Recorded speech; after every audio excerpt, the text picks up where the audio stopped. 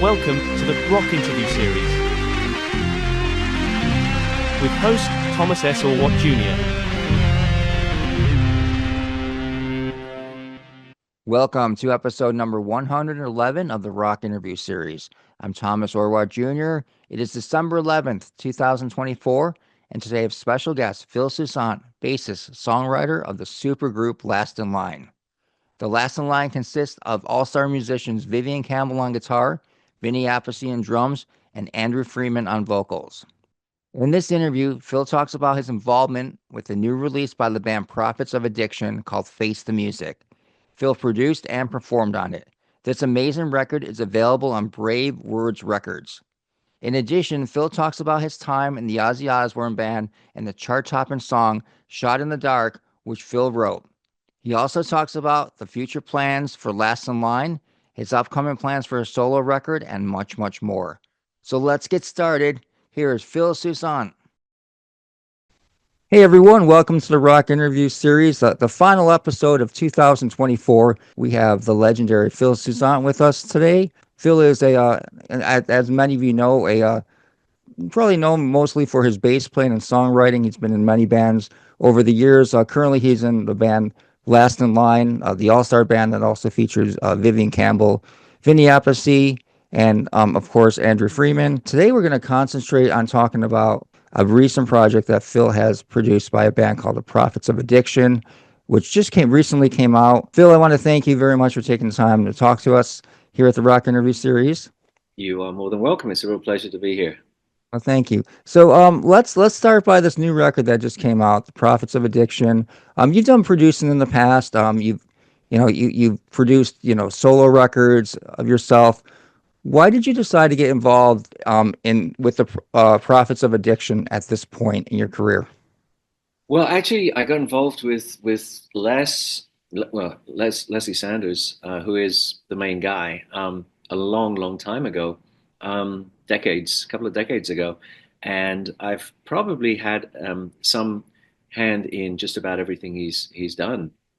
So for a long time, he would approach me and say, "Hey, I've done this recording. I've put this stuff together, and I've sort of piecemealed the recording, and so it's a little bit mixed here, a little bit here. We've got some recorded files, and I've put it all together. Can you mix it, or can you help us put it together, or can you master it?" So I've been mastering and mixing his albums for a long time, and recording the odd tracks here and there. I think ever since from very very early days, he was in a couple of local bands in LA, and obviously he also worked with other people. He worked with Marky Ramone for a while. He worked with lots of different bands. But we've always done stuff together. I've always had a lot of time from him. He's a great songwriter. I really respect his songwriting. I love his lyric writing. I love his musical sense and his pop sensibility. And I think he's got a really cool attitude spin on what he does, which I think separates, great songs from takes great songs and creates great artists with them as well. So as a producer, what do you usually do in a situation like this where you have like an established songwriter? Do you help him maybe write songs when he gets stuck in situations, or do you basically just have him do what he wants to do and you just kind of make it sound the best it can possibly sound? Well, the last thing I want to do is start pushing somebody to do something because it's my idea. And I don't need to do that. Sometimes the easiest thing to do as a producer is to recognize what an artist is passionate about, what they love, what turns them on, what makes them tick, and simply allow them to be that person and bring that out of them. It's already there. It's not like you have to create something. It's a little bit like the analogy of the sculptor, It's like to make the sculpture, you don't have to create anything. You just have to remove the stuff that's not needed, and the sculpture's inside there. So it's in the same way. That's what I do. The more an artist knows who he is, the less that you have to musically do as a producer. I remember one time I worked a lot with the Toto guys, and one of the guys I really admired a lot, learned a lot from, was Elliot Shiner, who was their mixing engineer, who worked on Steely Dan albums, a legendary guy. And he called me and allowed me to sit in on his sessions in the studio. And we'd be in a session one day, and I said to him, wow, this stuff sounds great. What are you doing? What are you doing? And he said, come and have a look. Nothing. I said, what do you mean nothing? He goes, everything's flat. And I said, how come? He said, when you're working with guys that are this good, I don't have to, to work too hard. I have to do most of my work to work with people who are not that experienced. So, it's great when you're working with people who know who know who they are, know what they want, and then you can focus on the other things as a producer. Yes, I'll come in and help with arrangements. Yes, I'll come in and help with parts if there's a question. If the guitar player's not sure how to phrase a solo, I can help with that. Yeah, absolutely, with vocals, with harmonies. How do we make things? How do we arrange things so that there's movement going on in the production and in the song, that you feel you're being taken along on a little journey, um, and culminating in mixing the album, which that is an extension of that same process as well. So during the mix, you may find yourself cutting out parts at certain parts at the beginning of the song and bringing them in subsequently, so that there's a build heading towards a climactic point of the song. So it's a really fun process. I mean, I love it. It's so great that it's always great to work with fantastic artists. So Yeah. Do you have anything else planned in the future for any other artists coming up? production wise, Yeah.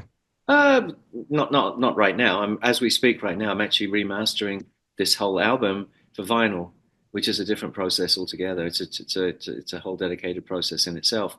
So I'm doing that, but no, not really. I mean, I'm working on other projects, but not productions. I'm actually I started just going through about 3 weeks ago. Started going through this this device that has like hundreds and hundreds of little snippets of cool ideas that I keep throwing into it, and started putting them together. And all of a sudden, I've got 5, 6, 7 songs on the go, and I may put a solo record together. So Yeah, it's been a that's while since you've released a full-length solo record. You've been releasing right. songs like every year over the Yeah. last 4 years. There's been a single that's come out, but nothing like a full solo release.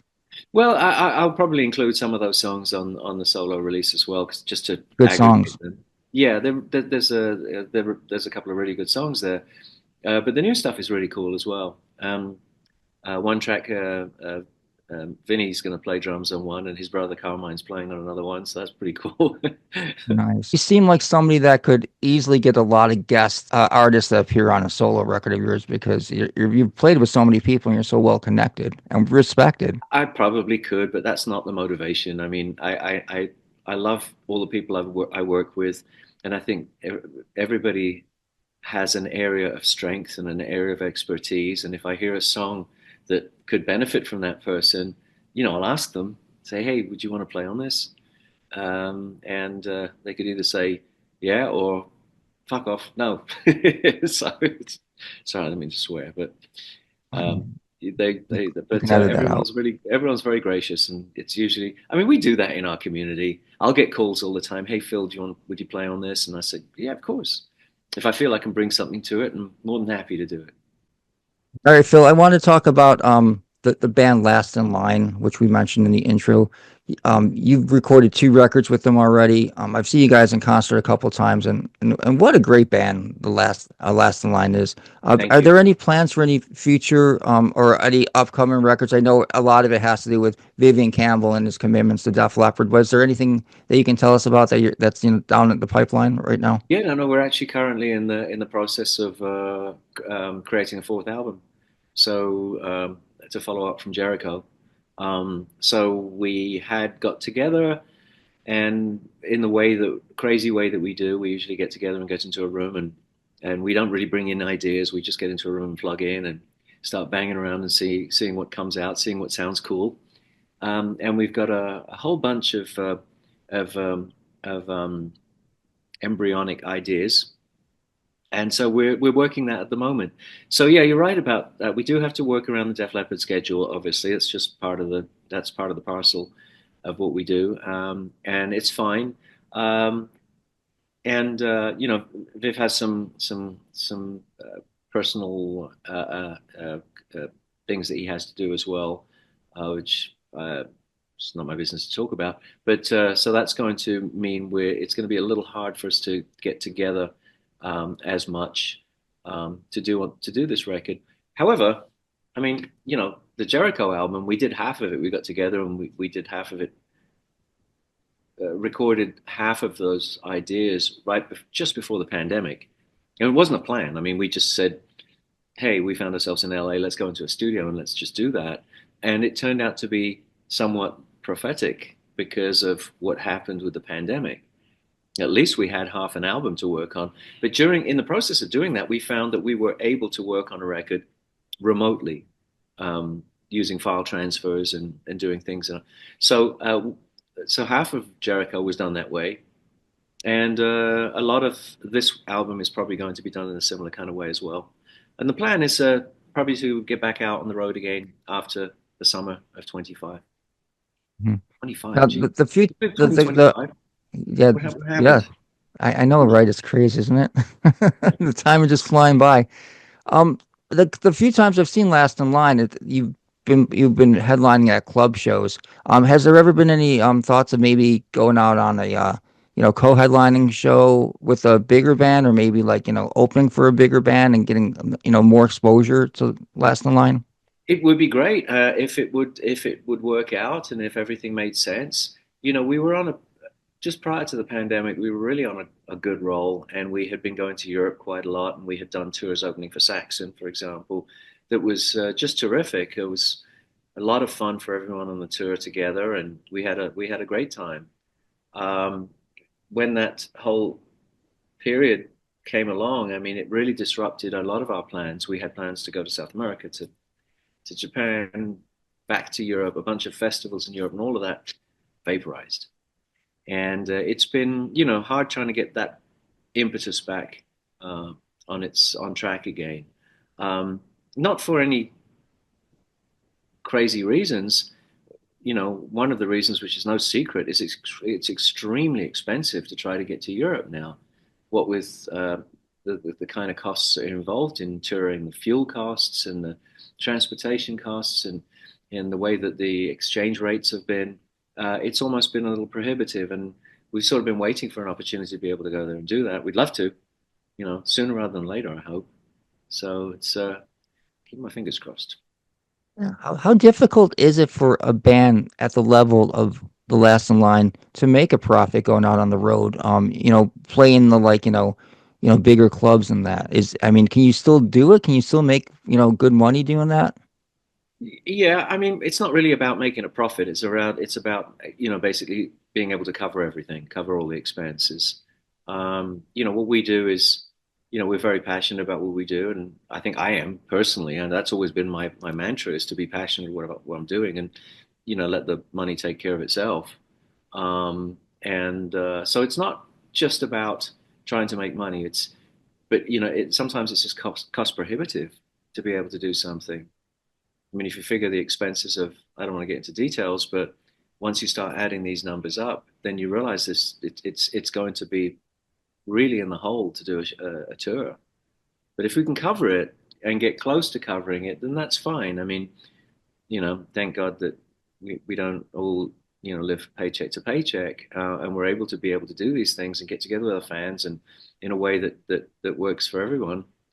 I mean, that's the most important thing, is getting the music in front of the people who love our band, and being able to, find a way to do it. Would you ever consider going out on a solo tour?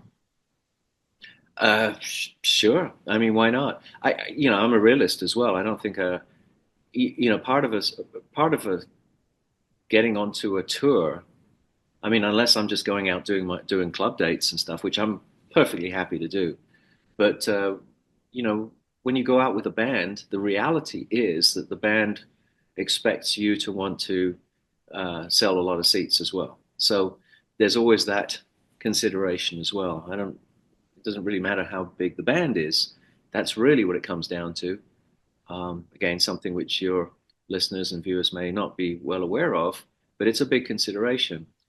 People want somebody with them that can help with the burden of selling seats and getting venues to capacity, because that's a good thing. And if you can actually get people to come to those shows on that level, that gives a lot of um, um, it gives you a lot of weight going forward in being able to do more of the same things.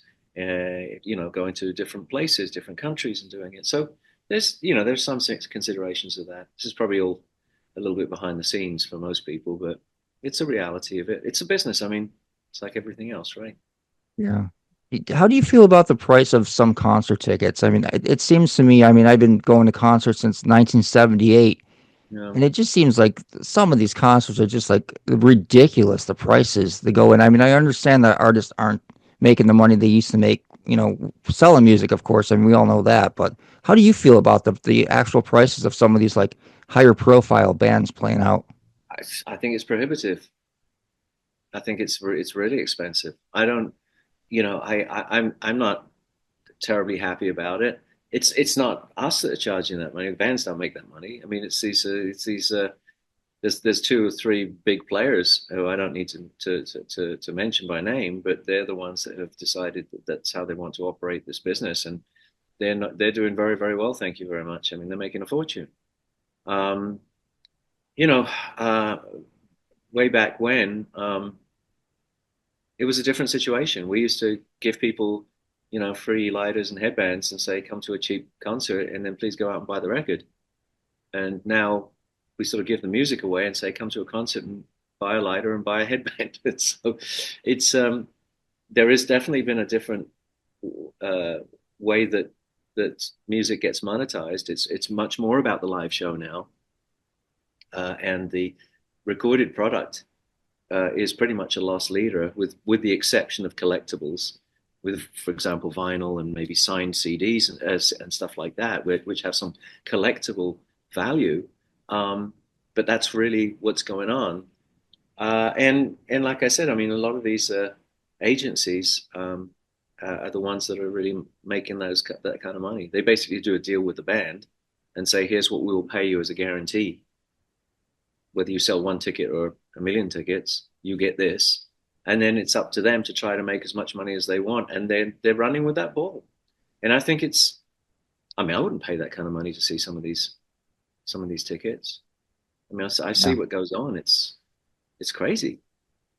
yeah, absolutely. Don't know what I can One do. of the Don't know what I can do about it. yeah. One of the things I want to commend you on in Last in Line are the meet and greets that you guys have. I mean, you keep them very affordable, and you Yeah. really get a lot of bang for your buck. You guys do a sound check, you do the photos, you sign autographs. I mean, it was the only time I've ever paid for a meet and greet before was to see Last in Line, and I walked out there going, I got my money's worth. And Oh, good. yeah, so I commend you guys for that. I mean, is that like I'm sure that's a big factor in like, helping you guys, cover the cost of the road, the meet and greets. It absolutely does. I mean, when you roll everything in, I mean, if we're playing clubs and stuff, we have to fly there. We have to have crew. We have to have transportation, hotels, everything else. And there's only so much that you can cover. So it really helps us, with our merchandise does really well. By the way, we're very fortunate. We have a terrific line of merchandise, and people love it.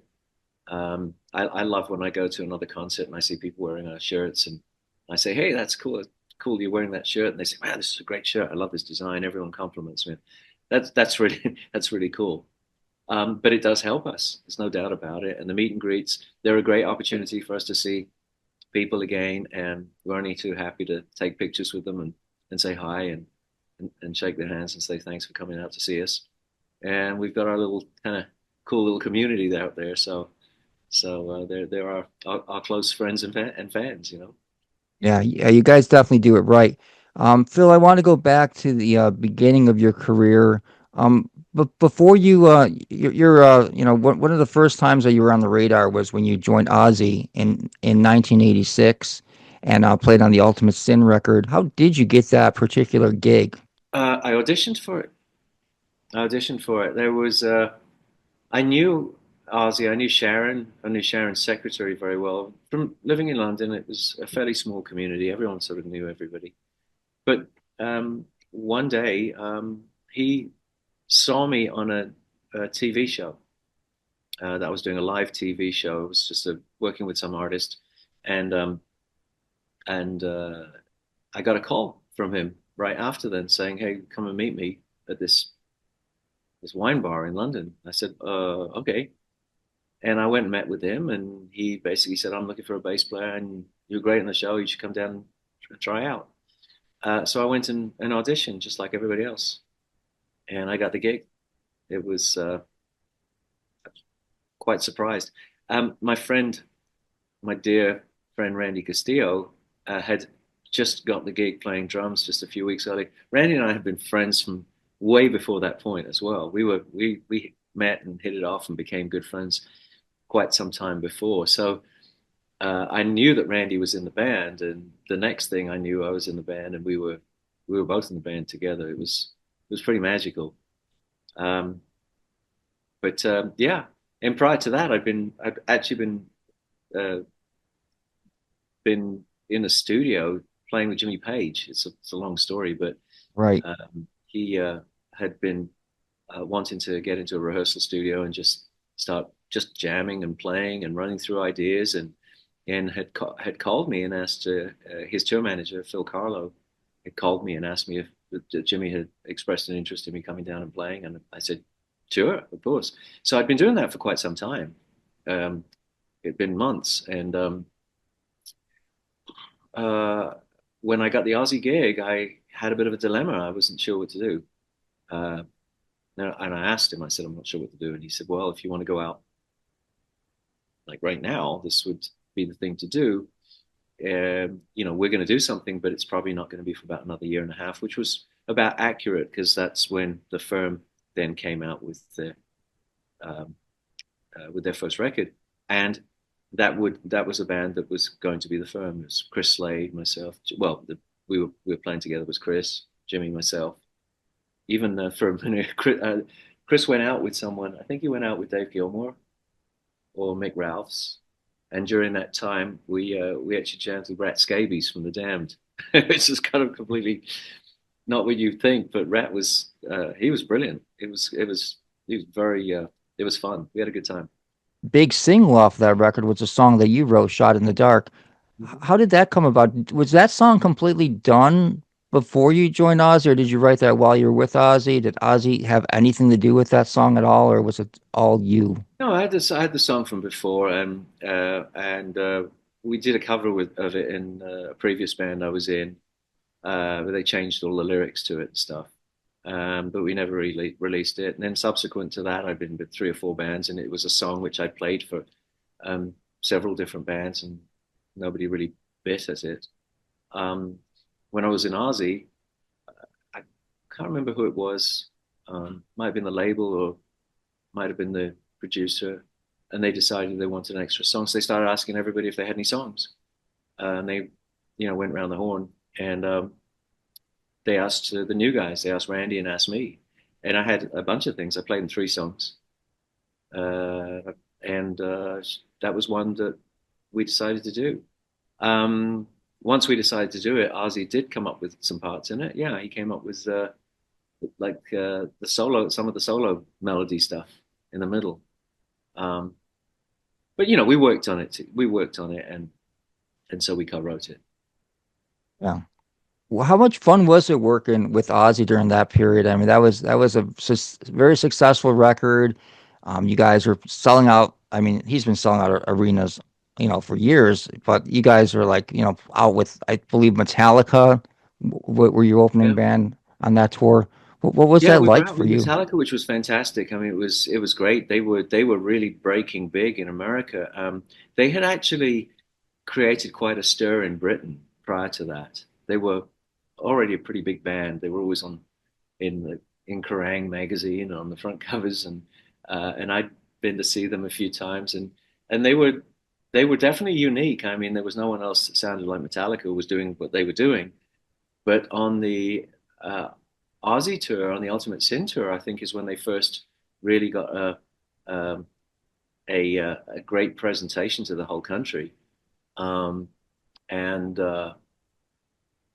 it was great. It was it was very different. We I remember seeing that when they already had their diehard fans who were out there, and you could tell. And the minute they got off stage, the fans would all change, and it was all these Aussie fans. You'd see a complete different demographic of the audience. But we had a lot of fun on that tour, and unfortunately, it didn't go well because of we took a break at one point, and they decided to do some shows in Scandinavia, and that's unfortunately when Cliff, um, you know, suffered his fatality, and it was tremendously sad. It was just awful. And I remember always thinking, how weird the world is that one completely unrelated event sort of resulted in us kind of making some cancellations to some shows, and then them accepting to do some other shows, and that's how fate works out. Yeah. Were you close with Cliff on that tour, being a fellow bass player? Yeah, I suppose so. I mean, yeah, we spent a lot of time talking. He was a very quiet guy, but he was really cool. He was a very nice guy, and he was, sometimes he'd sit around we'd sit outside a venue, and he had his flared jeans at the time. He was the only person wearing flared jeans, and he would sit there and we'd talk, and he was cool. They were all cool. Sometimes Randy and I would traveled on their bus because that was pretty fun. We Yeah. were the young guys. So so we had fun with them. But yeah. Yeah. Was it very disappointing that your time with Ozzy came to an end? Not too many years into your career with him. No, it was kind of. I mean, I quit. I left the band. Oh, you left the band? Yeah, I left the band. There's all kinds of stories.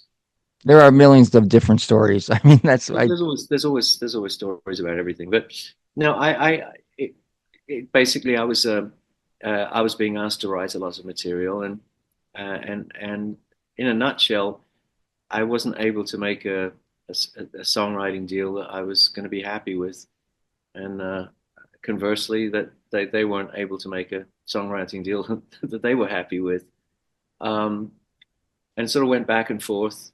I was trying to retain um, a certain amount of my songwriting publishing, and without going into detail, I just wasn't able to make the deal that I wanted to make. And at the same time, I felt that I'd kind of been around the whole circle. I'd done a great tour, had a great experience. We'd had a fantastic time, had some great successes. And right after that, I was being asked by Billy Idol to come and put a band together with him. So all of these things happening at the same time, one day I said that I'm going to move on, Yeah. and I moved on and immediately went straight into Billy's band. Yep. And Um, then and you were in Billy's band for a while. Then Beggars and Thieves. yeah, And I worked on the Charmed Life album with Billy, and then I was in Beggars and Thieves. I moved to New York for a couple of years on and off, and we did that. That was fun. And when I came back to LA, and then I got a call from Vince, Vince and Neil. Yep. yeah, and him and his manager at the time, Bruce Bird, is sadly no longer with us. They called me up and said, "Hey, go put a band together for Vince," and so that's what I did.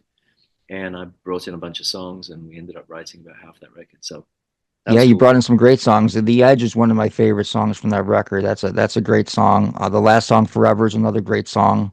Thank you. Both songs that you co-wrote. Yeah. Were you Well, disappointed that you? I'm what? sorry. Were you disappointed you weren't able to perform live with them? That you left shortly before they started playing out? Yeah, I don't really want to talk about that, but Okay. it's just some personalities in the band that sort of things kind of fell apart. Mm. Bruce, his manager Bruce Bird was wonderful, and passed away unexpectedly, and it just seems after that happened, everything sort of seemed to fall apart a little bit, and I just decided to move on.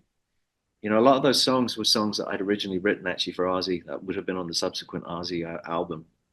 And Oh, when I wasn't there anymore, I took those songs with me, and some of them ended up on Vince's album. So there are some parallels between those songs and Ozzy songs. If you listen to them carefully, you can sort of hear the derivatives, and that I was trying to write, that I was writing songs that were stylistically had some relationship to some of the songs that Ozzy already had as big songs. Again, I don't really want to get into detail for that, but it's a fun exercise to listen to them and see if you can spot it. I'm doing that right after this interview. I'm gonna go right Yeah, to that Vince Neil record and listen to those songs yeah. and think about it. Well, Phil, I want to thank you very much. I knew this was going to be a great interview. Got a lot of our questions out of the way, but we're maybe we can do a part two down the road one of these days and Sure. get the rest of these questions. Yeah. So Lovely, thank you. Thomas. I really hope you get this solo record done soon. I mean, I Thank you. love the 4 tracks that you've done over the last 4 years, and Thank you're you. a great songwriter, and you definitely deserve more credit for your songwriting. I mean, I think you get enough. I mean, everyone knows "Shot in the Dark" and the other songs you wrote, but I mean, your Yeah. songwriting is outstanding. Thank you very much. I mean, I will say it's that when you write songs, you can write great songs, and it takes a lot to make a song a hit, and it's not a songwriting thing. It takes that you've got a lot of production behind it. You've got people willing to make a video, people willing to promote it, people willing to market it. Shot in the Dark was a good song that got all of the promotion and was made into a hit. So you never know. For other songwriters out there, if you have songs and you keep them and you always hang on to them, because and if the opportunity presents itself and the song works, then it's just a wonderful thing. But it's you know we always write a lot of songs, and you know sometimes I just want to put them out on a solo record, just to find them a cool home. And I've been lucky that some of them have gotten into movies, and some of them have been on some very well known people's records, and so I'm very grateful for all Yeah, and I also enjoy your bass clips that you've been putting on your social medias. They're very entertaining to watch. that. Have there ever been like a song that you found, it's very challenging to play on bass? I mean, you make it look so easy on the ones that you post. It's listen. Anytime you play someone else's style, it's going to be challenging because it's somebody else's style. So I think that's part of the fun of it. It started as a joke. I mean, somebody came up to me and said, "Hey, would you play that with your fingers or a pick?" And I said, "Oh, I don't know, probably both. I really have no idea." And I simply put out a clip. And the minute I put that clip out, everyone went, "Oh, what a great idea!" And then I started putting them out on a regular basis. And it's become, I don't know, there's a ton of them out there now. But no, I still think it's fun to try to sort of emulate those things and try to see the differences in people's playing, and some, and of course trying to figure out whether they sound better with fingers or a pick. I don't know. Right. Yeah. Yeah. It's really cool to watch those. All right, Phil. Well, thanks again for your time. Best of luck. Happy holidays to you, and hopefully we'll talk again soon. And to you, Thomas. You take care, all right? Happy New All Year right. as well. Thank you very much. We'll see you. Bye bye.